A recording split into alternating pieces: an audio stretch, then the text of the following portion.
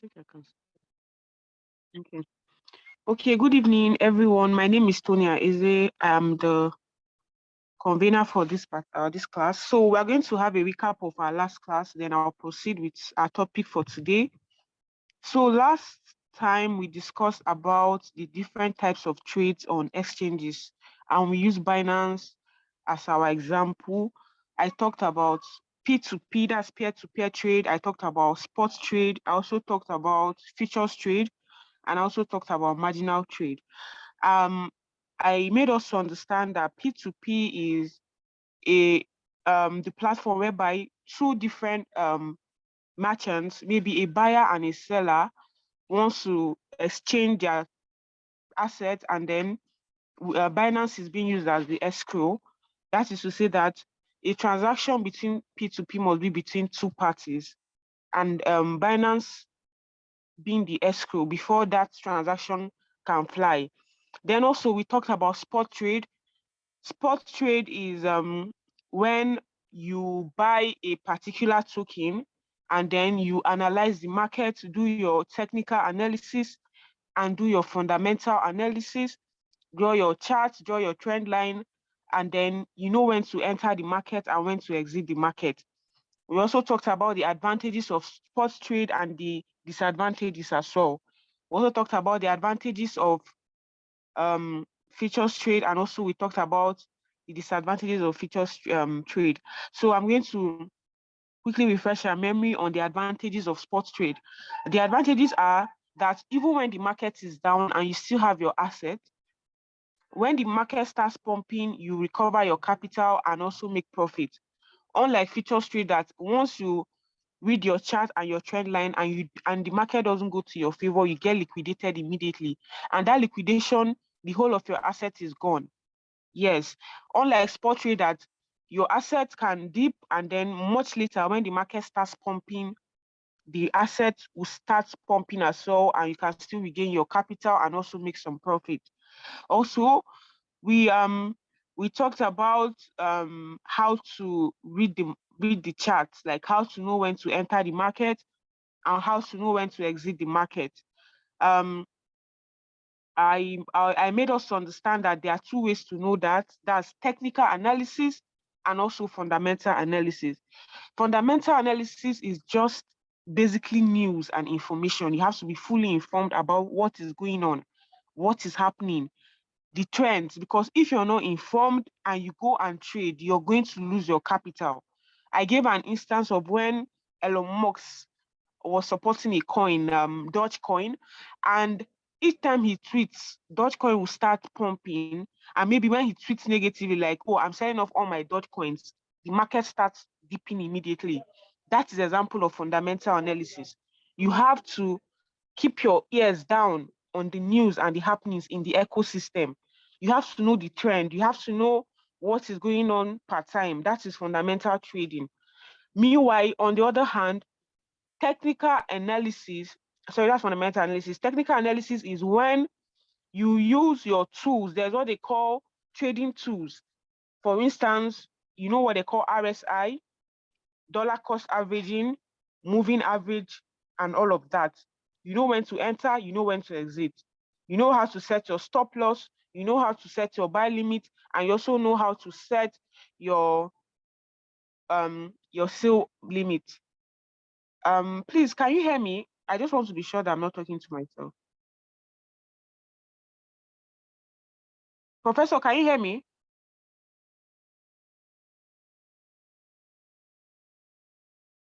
Okay, well, let me continue the class. So that's the difference between fundamental analysis and technical analysis. So if you want to be a good trader, you have to know both fundamental analysis and technical analysis. However, for futures traders, you have to be very good with your technical analysis, because I would say that for futures, there's no mercy. When I mean that there's no mercy, when you read your chart and you find out that the market didn't go to your favor, you get liquidated, and that's a huge loss for someone whose portfolio is very fat. So that being said, I'm going to move straight on to today's class, which is today's class we're going to talk about, I thought I was sharing my screen. Let me see. Sorry, let me be sure that I'm sharing my screen so that.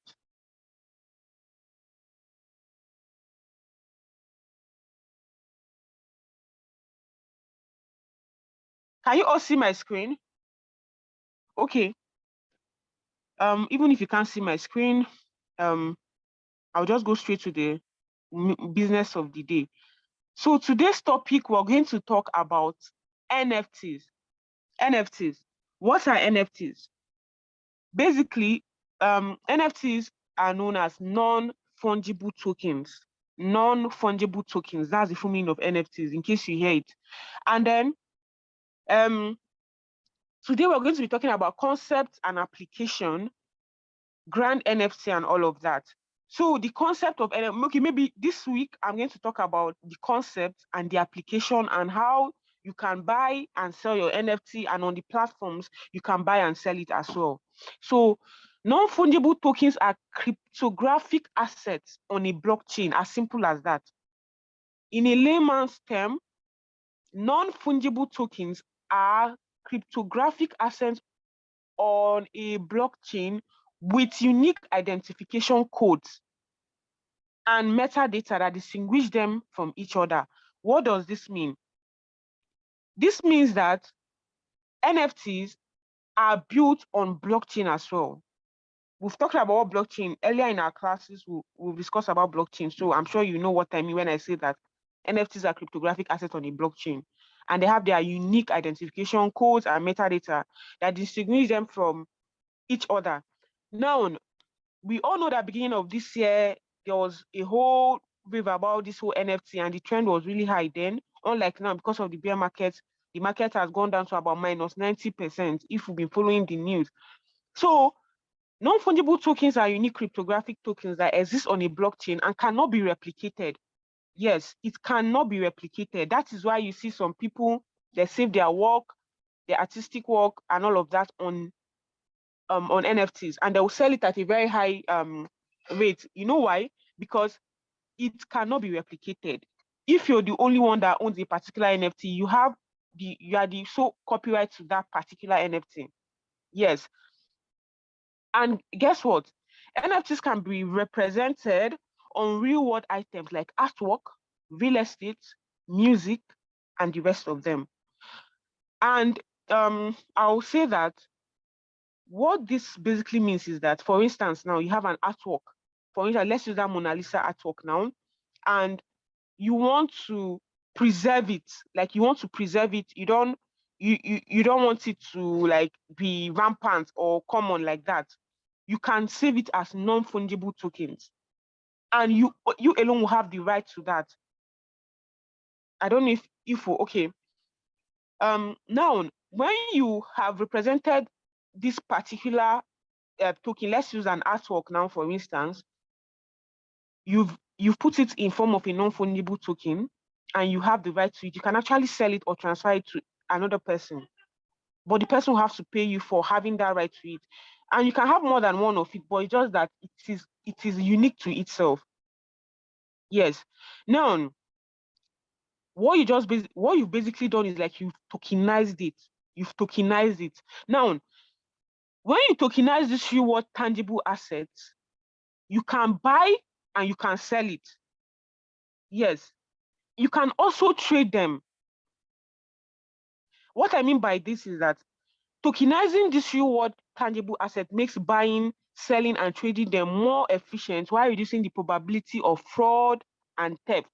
Now, you may want to ask, please, where can we buy these NFTs? How can we trade them? Who can we sell to? And all of that. Now, you can have your own NFTs. Like me, myself, I have a couple of collections of NFTs. I don't know if I can even share my screen. Let me go to my OpenSea. OpenSea, good. Let me see if I can share my screen so that it will be more practical. Because sometimes they don't let you share your screen because of the sensitivity of the information there. Oh wow. Okay. Okay, in the next class, I'll see how I can share my screen so that we can see what I'm talking about. You can trade your NFTs on OpenSea. OpenSea is like a platform. is an application where you can buy and sell NFTs, and you get paid in either cryptocurrency. Yeah, you can get paid in cryptocurrency, for example, Ethereum, BNB, Bitcoin, USDT.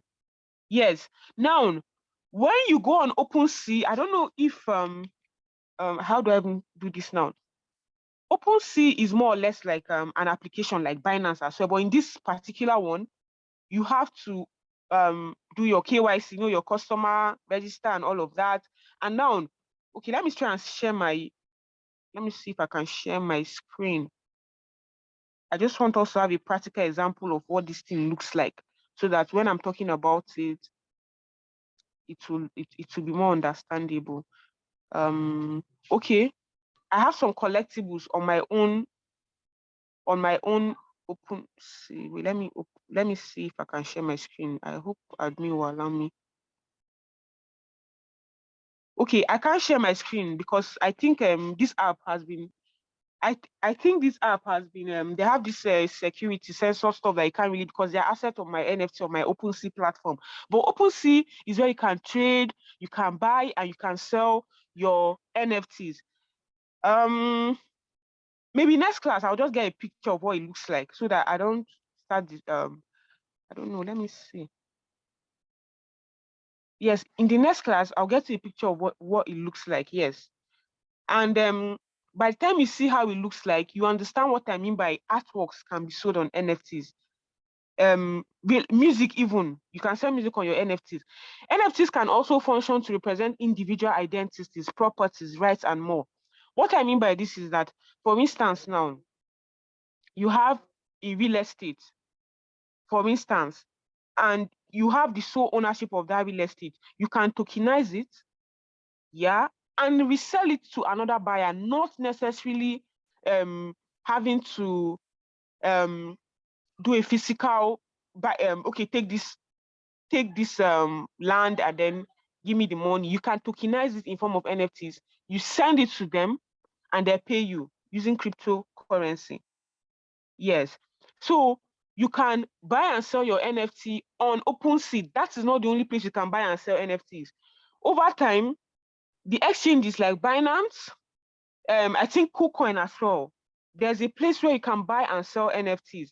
I don't know why Zoom doesn't allow people to share their screen when it comes to these apps. I don't know why. I would have loved to have a practical class where I can be showing you the different kinds of NFTs, how to buy and how to sell.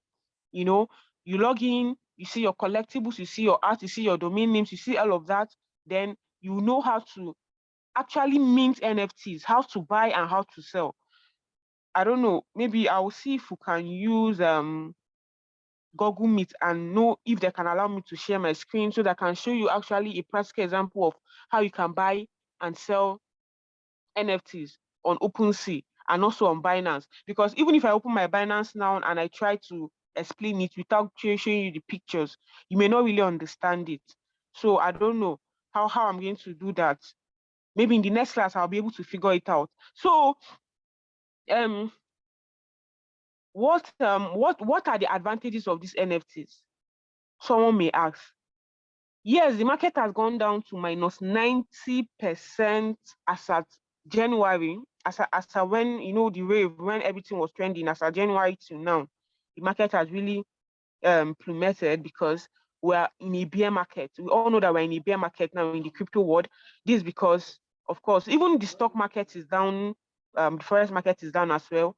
But NFT, I think NFT was the worst hit, and I don't know why. It went down to minus 90%. So you don't really hear people talking about it.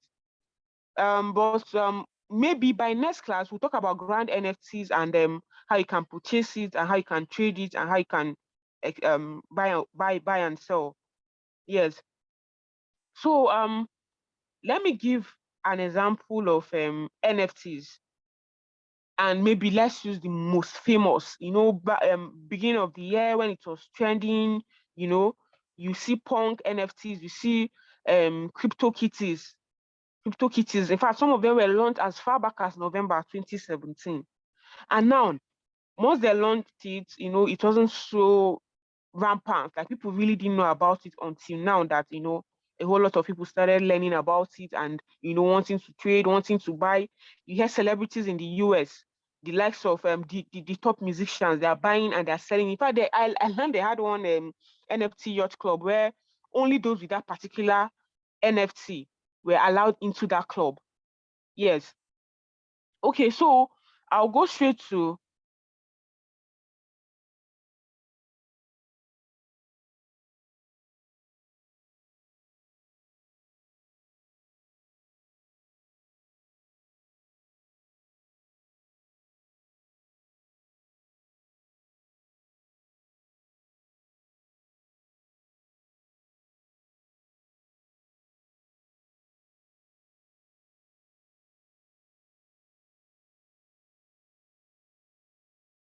the importance of NFTs. Let's say the importance of the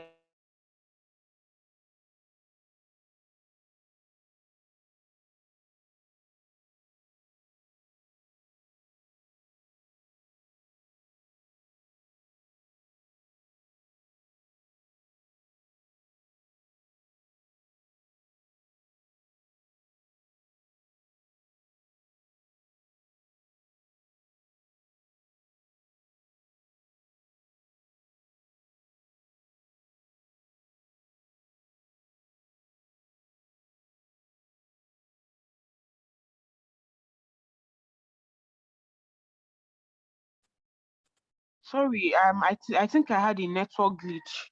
Sorry, I think I had a network glitch. So I'm sorry about that.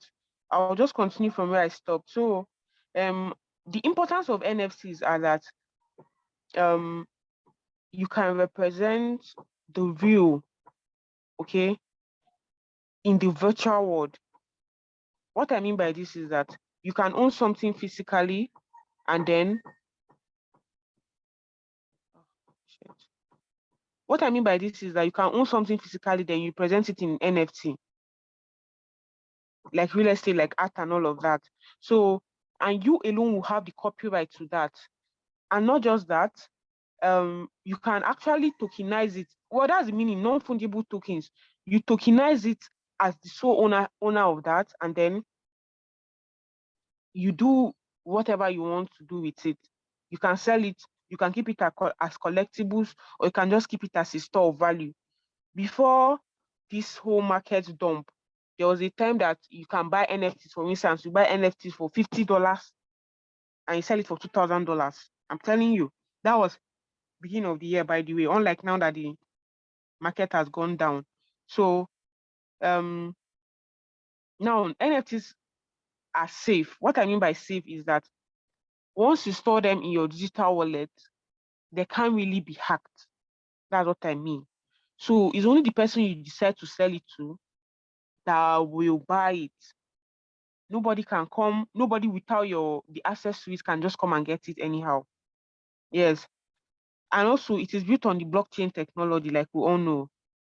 It uses the blockchain technology and just like every other cryptocurrency, they're all built on blockchain technology. That is to say that for everyone you're selling, there's a timestamp. You know when you sold it, you know the amount you sold it, and you know who you sold it to. For anyone you're buying, you know who you're buying from, you know when you bought it, and you know how much you bought it. So that is what I mean by you can have ownership to it. And then what again? Okay, because this I feel like this whole class is just too I don't get I don't know how to say it, but I feel like I should make it more practical. Like I ask questions, then you answer, or you ask me questions, then I answer. So in the next class, we're going to discuss about Grand NFT. We're also going to talk more about understanding NFTs, both in the real world and in the virtual world. And also, we're going to discuss about frequently asked questions. People will ask, so what does it mean to have NFTs? They are just confused. What is the monetary value? Why are people going crazy about it? We'll discuss it in the next class, and I hope I'll be able to share my screen. If I won't be able to share my screen, maybe I'll probably do a slide or screenshots one or two of them and show the class so that it will be more understandable, because as I'm even seeing it now, you may never understand what I'm saying because of you're not seeing a pictorial representation of it. So who can buy NFTs? Who can mint NFTs? And who can sell NFTs? You can, whoever has access to the apps where you can buy and sell, like trade NFTs, you can mint, you can buy, and you can sell. I gave an instance of OpenSea. OpenSea is, I think that's the #1 app where you can buy and sell NFTs. So you can mint your NFT. In fact, you can even decide to draw yourself a picture, like a picture of yourself. You draw yourself and you mint it, and then you buy, you put it in form of a collection and sell it to whoever is interested. So anybody can mint. Okay, let me not say anybody. Those who have the knowledge of minting NFTs, they can mint it. Then they can also sell it to willing buyers. Yes. So that is it for today. And okay, maybe in the next class I will see how it goes. I'll see how it goes. In the next class, we'll talk more about maybe the disadvantages of NFTs and maybe the loopholes and the pitfalls about NFTs, and then also talk about grand NFTs as well. Also talk about how you can mint your own NFTs and how you can sell your own NFTs, and how you can also keep it as collectibles. You can actually distribute it for free without even having to sell. Yes, there's a technology for that. You can distribute to your friends without selling to them, without them paying.